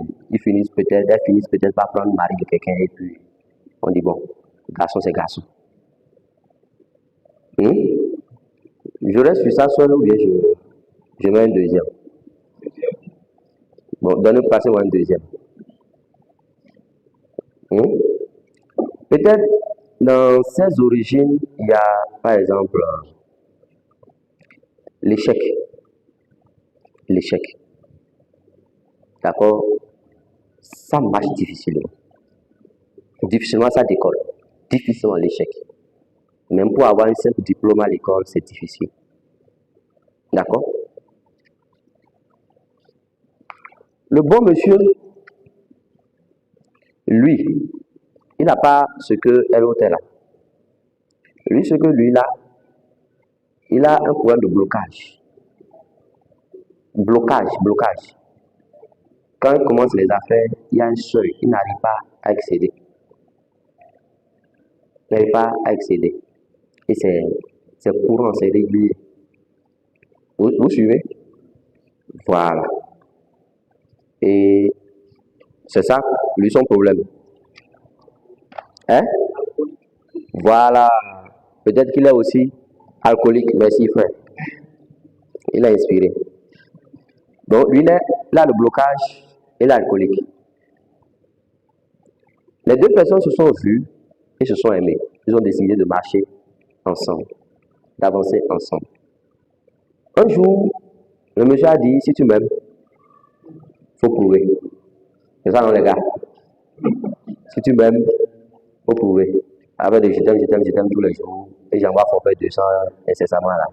Ça va, il faut prouver. Je veux de toi. On me le soit. Derrière là-bas, ça suit. Et la fille, comme elle aime aussi le monsieur, elle ne veut pas le décevoir. Elle dit, il n'y a pas de souci. Ils se retrouvent et ils partagent l'intimité. Je vous disais tout à l'heure, lorsque vous mettez en intimité, vous faites un mélange, une fusion. C'est ça la Bible disait, que celui qui couche avec une prostituée devient un seul corps. Quand on devient un seul corps, qu'est-ce qui se passe? Tout mon moi ici va entrer en lui et tout son moi va entrer en moi. C'est ce que ça veut dire. Ou bien,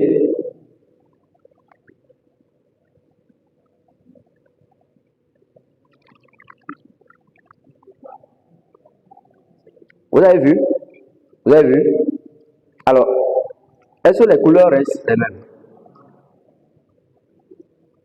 Le monsieur, est-ce qu'il a toujours sa nature précédente? Est-ce qu'elle a toujours sa nature précédente? Non plus. Ça veut dire quoi? Lui, qui avait le blocage, qui avait la... Vous me suivez? Tu lui transmets quelque chose et lui, il te transmet aussi quelque chose. C'est là le danger spirituel de la sexualité. Vous savez, généralement, à l'église, c'est vrai, on enseigne beaucoup sur la pureté sexuelle. Oh, les gens ne péchez pas, c'est un péché contre Dieu, c'est un péché ci, c'est un péché ça. Oui, c'est vrai, c'est un péché contre Dieu. Mais ce n'est pas pour Dieu là qui lui fait mal. Corinthiens 6 là, 6-16. Il y a un passage qui m'intéresse dedans. Corinthiens 6-16 là.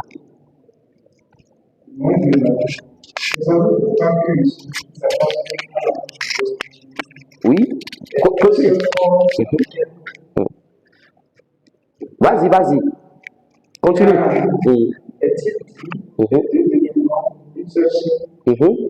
Mais celui qui s'attache au Seigneur oui. 18 maintenant, lisez.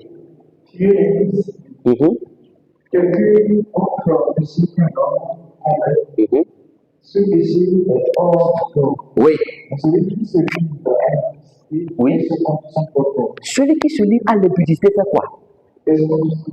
C'est en réalité le péché de l'impudicité n'aime pas d'abord un péché contre Dieu. Celui qui s'aime ne devait pas commettre le péché de l'impudicité. C'est généralement en fait ça qu'on manque de nous dire parfois. Celui qui commet le péché de l'impudicité, qui se masturbe, qui se prostitue, qui couche avec les femmes comme il veut, comme si c'était une gloire, un galop. En réalité, il n'aime pas son corps. Parce que tout ce qu'il fait, il est en train de pécher contre lui-même. Avant de pécher contre Dieu. C'est ça la vérité derrière cette histoire. Les jeunes ont toujours été dépravés dans le péché malgré tout cet enseignement. Les pasteurs même parfois font rire pour dire les gens là, on va faire comment même. Pourquoi? Parce qu'en fait, dans votre esprit, vous croyez que quand vous péchez contre Dieu. C'est faux. Le péché de l'impudicité vous expose d'abord vis-à-vis de vous-même. C'est-à-dire, vous vous mettez devant le miroir, vous demandez, est-ce que je m'aime? Est-ce que je m'aime? Si je m'aimais, je ne devrais pas le faire. Si je m'aimais, je ne devrais pas le faire. C'est la Bible qui a dit, hein. C'est la Bible qui dit. Donc quand je pêche, dans le péché de l'intérêt, les autres péchés, je les fais hors de mon corps. Vous comprenez ça? J'ai menti à quelqu'un. J'ai volé quelqu'un.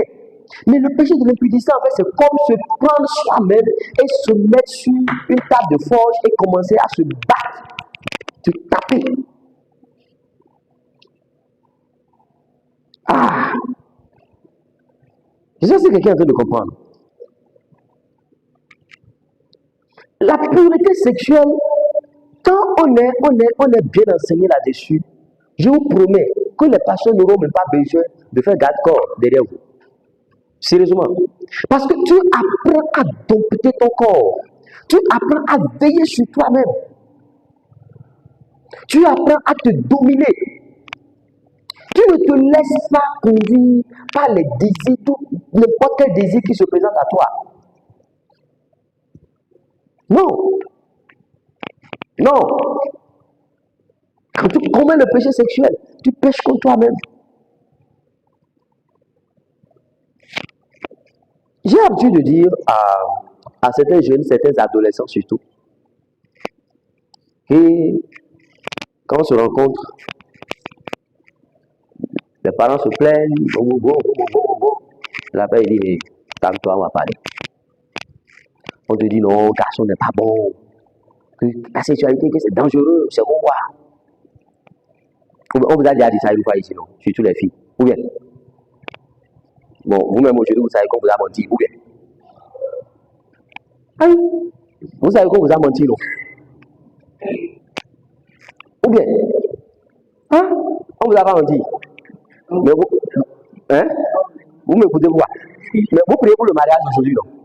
C'est quoi que vous cherchez dans le mariage là? C'est quoi que vous poursuivez? C'est quoi que vous poursuivez dans le mariage là? Hein? Bonheur. Donc c'est mariage qui fabrique bonheur. Hein? Et non, c'est faux.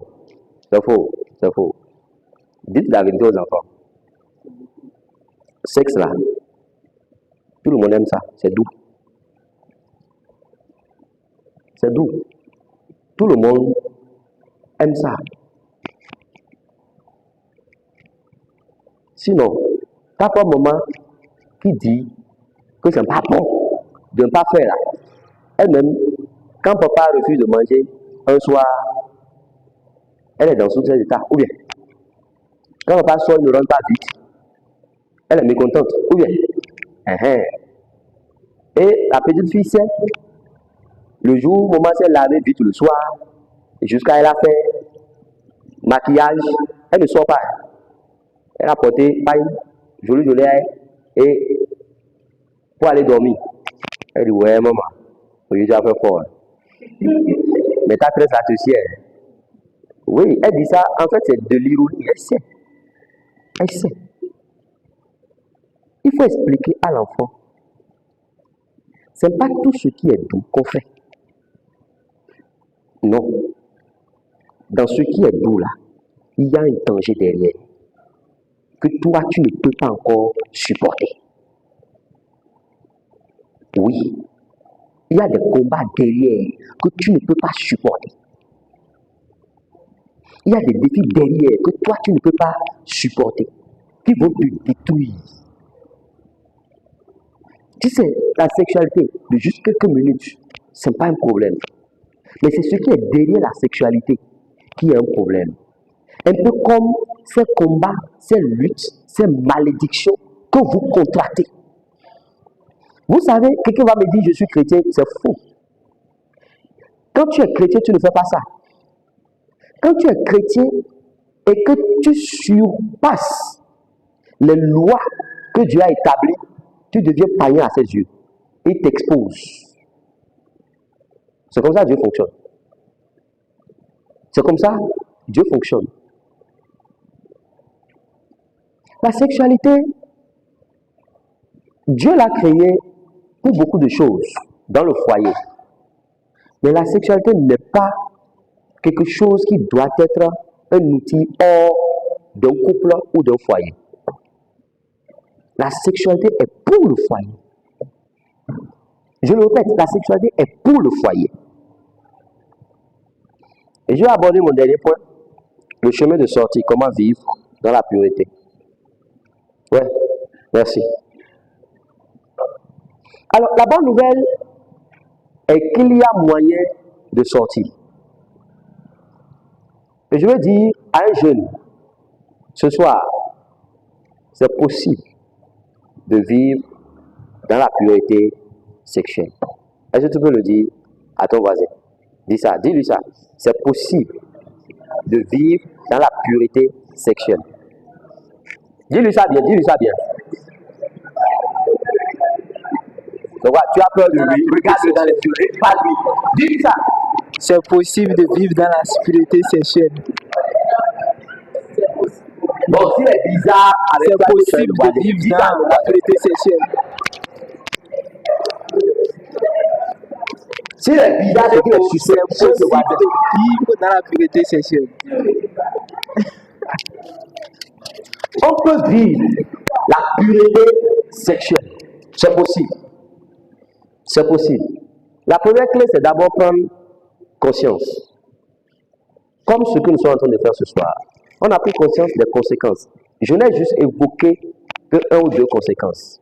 Celui émotionnel et celui spirituel. Et ça, c'est juste un simple exemple que je voulais donner. Il y en a plein d'exemples que je peux vous donner. Avec des cas pratiques que j'ai vus, que j'ai rencontrés. Je fais à peine quelques années dans le ministère. Mais si je commence à vous raconter. Prise de conscience, très important. Reconnaître que la pureté sexuelle est une valeur à préserver. Reconnaître aussi qu'on peut tomber, mais c'est rester tombé qui est mauvais. Quand on tombe, on peut se relever. Oui, par le passé, je suis tombé dans l'impureté sexuelle. C'est vrai. Par le passé, je suis tombé dans la masturbation. C'est vrai. Par le passé, je suis tombé dans l'impudicité, dans la fornication. C'est vrai. Mais tout est possible. Il est possible de reprendre tout à zéro. Parce que la Bible même dit que Dieu est capable de rendre à la prostituée sa virginité. Ça veut dire quoi?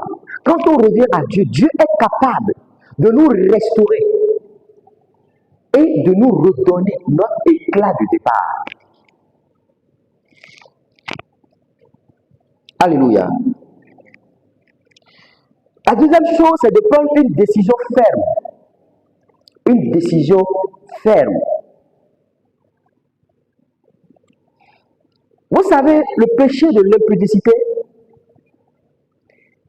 on ne domine pas ce péché. Les flegmatiques ne dominent pas ce péché. Ceux qui aiment leur corps ne dominent pas ce péché. Vous devez être capable de prendre des décisions fermes. Comme je le disais au départ, il y a des amitiés que vous devez couper. Il y a des pages dont vous devez vous désabonner. Il y a des publications que vous devez bannir. Ah oui, ça ne marche pas avec moi. Je prends mon téléphone, je monte sur Facebook, je vois une publication qui ne me convient pas, je bannis la publication. Et le logarithme du méta enregistre ça comme ça. On sait qu'est-ce que j'aime, qu'est-ce que je n'aime pas. C'est comme ça. Je monte sur le méta, ce qui va découler, c'est si tu n'as pas vu tel bishop, c'est tel pasteur, c'est tel apôtre, c'est tel chantre, c'est tel évangéliste, c'est tout ça que si tu seras ennuyé, si tu n'es pas comme moi. Mais c'est dans ça que je me plais. Une décision ferme. Vous savez, parfois, certaines choses vous font plaisir. Ça peut faire plaisir à votre corps. Et aussi longtemps que vous allez rester en fait à vouloir juste satisfaire ce plaisir, vous ne sortirez jamais. Ce n'est pas une question de demain je vais faire, après demain je vais faire. Je vous en supplie. Je vous en supplie.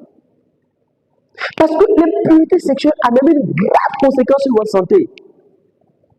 Jamais déjà rencontré une fille qui me dit, parce que, on va pas voir, elle dit, tu sais que moi là, bon, même quand je couche avec mon homme, je ne ressens aucun plaisir. Je ressens plus de plaisir quand je me masturbe que quand il y a une fraîcheur qui a traversé ma colonne vertébrale. J'ai dit, à où allons-nous? C'est gâté, frère. C'est gâté. Oui. Elle, maintenant, on va chanter à l'église, elle va danser en train, on va s'élever, on va dire, frère, il va dire, je te prends pour épouse, pour le meilleur, pour le pire. Oh, le pire était là il y a longtemps. Le pire est là il y a longtemps même, frère. Et tu sais. Oui, peu importe les efforts que le monsieur va faire. Elle attend jusqu'à finir. Elle va se retirer pour se donner plaisir à elle-même. Une pareille personne, aussi longtemps que tu ne te lèves pas sur toi-même, que tu ne fais pas pression sur toi-même, tu ne peux pas y sortir. Une décision ferme. Et la troisième chose, c'est de nourrir son esprit. Nourrir son esprit. Vous nourrissez votre esprit par beaucoup de choses. Trois choses essentielles. La méditation, la prière et la louange et l'adoration. La prière, la méditation, la louange et l'adoration. Ce sont les trois éléments qui peuvent nourrir votre esprit. C'est essentiel. Vous ne méditez pas parce que vous êtes pur. Il y a beaucoup de personnes qui ont peur de prier parce qu'elles se sentent impures. On ne se rapproche pas de Dieu parce qu'on est pur. On se rapproche de Dieu pour être pur. Je parle à quelqu'un. Ce n'est pas parce que je suis pur. Il dit qu'il n'est pas venu pour les brebis bien portantes de la maison d'Israël, mais il est venu pour les brebis qui sont malades. Frère, parfois, même quand tu viens de commettre, ça ne pas avancer, ça ne change pas. Et c'est ce qui décourage souvent beaucoup de jeunes chrétiens. On fait des efforts. Je prie pour l'impudicité. Depuis 2 mois, je prie. Depuis 3 mois, je prie. Mais quand j'arrive juste à résister, je résiste au plus une 2 semaines. Après ça, je retombe encore dedans, Seigneur. Je suis déçu, je suis fatigué. C'est comme si ce péché-là, bon, après tout, chacun a son péché. Chacun a son péché. C'est-à-dire, ça, c'est mon péché à moi. C'est sûr que le pasteur, même là où il est là, il a son péché à lui. C'est ce qu'on se dit. Et on se console avec. Oh, c'est faux. Continue continue à te remplir de Dieu. Continue. Encore et encore. Encore et encore. À un moment donné, tu vas voir même que ta vie, quand toi-même tu regardes, tu n'es pas encore pur. Mais ta vie commence à impacter les gens. Un instant, s'il te plaît. Ta vie commence à impacter les gens. Est-ce que l'eau est déjà pure ici? Non. Mais est-ce que l'eau est versée? Oui. En fait, quand tu te remplis de Dieu, Dieu commence à t'utiliser pour ton entourage. Tu vois, peut-être que les gens te regardent et disent, oh frère, vraiment, peut-être tu es chante, oh, votre louange me bénit, hein. Peut-être tu es prédicateur, mais tu es évangéliste, ah, vous me bénissez, mais quand tu regardes ta vie, tu dis, non, je ne suis pas encore totalement pur, je ne suis pas encore, mais les gens sont bénis par toi, parce que Dieu n'attend pas que tu sois totalement pur pour commencer à t'utiliser. Et il veut juste celui qui est disposé. Tu comprends un peu? Et tout ce que toi tu n'as qu'à faire, c'est de continuer. C'est de continuer. Continue à te remplir de Dieu. Tu loues, tu pries. Même s'il arrive une fois là et que tu retombes dans le même péché, vas-y. Tu dis, Seigneur, c'est pas grave. Seigneur, c'est pas grave. Vas-y. Fais tout possible pour que l'eau là nous gère. Alléluia. Tu continues dans la louange, dans l'adoration. Mais qu'est-ce que vous remarquez avec cette eau? Voilà. Continue. C'est pas encore totalement pur. Voilà. Donc quand tu continues dans la méditation, dans la prière, dans l'exhortation, dans tout ce qui concerne Dieu, à un moment donné, tu regarderas juste ta vie de derrière, mais elle est loin, tu me fais, de là où Dieu m'a sorti, c'est vraiment loin. Quelqu'un d'autre te regardera, il dira, frère, j'ai envie d'être comme toi. Tu vas le regarder, tu vas sourire. Tu vas dire, Dieu t'accordera cette grâce. Mais il y a un chemin à parcourir. Et cela dû devenir une bénédiction pour des générations à venir. Quand un frère vient te dire, pasteur, je suis en train de lutter avec l'impudicité. Je suis en train de lutter avec le péché. Mais je n'arrive pas à défaire. Toi, il dit, c'est pas grave. Il te dit, j'ai fait l'effort. J'ai tenu pendant 1 mois. Mais hier, je suis encore tombé dans la masturbation. Hier, j'ai encore couché avec une fille. Ça, pendant que étaient les dévanciers de l'église. Vous lui dites quoi? On va les discipliner. 6 mois. Toi, un aîné, tu lui diras, je te comprends. Moi, je peux te comprendre. Pourquoi? Parce que toi-même, tu as pris par là. Tu lui diras, viens, je vais t'aider. Quand ça fait comme ça, voici ce qu'il faut faire. Quand ça arrive comme ça, voilà comment il faut agir. Quand c'est ici, voilà comment. Doucement, il va dire, tu as pu tenir 1 mois. Waouh, félicitations. Il faut faire l'effort désormais de tenir pendant 3 mois. Tu vas voir, tu peux. Si tu as pu tenir 1 mois, c'est que tu peux tenir 3 mois.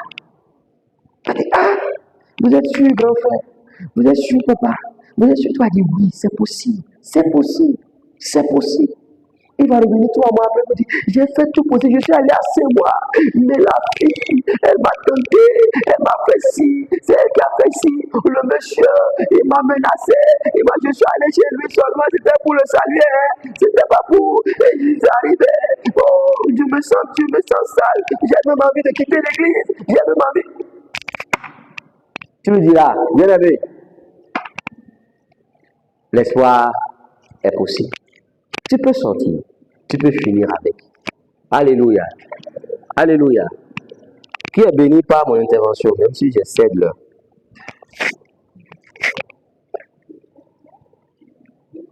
Il faut bien s'entourer. Merci. Vous devez bien vous entourer. Merci, Betty. Vous devez bien vous entourer. Ayez un bon entourage. Et ça, je l'ai dit plusieurs fois. Et le dernier point, vous devez comprendre votre identité.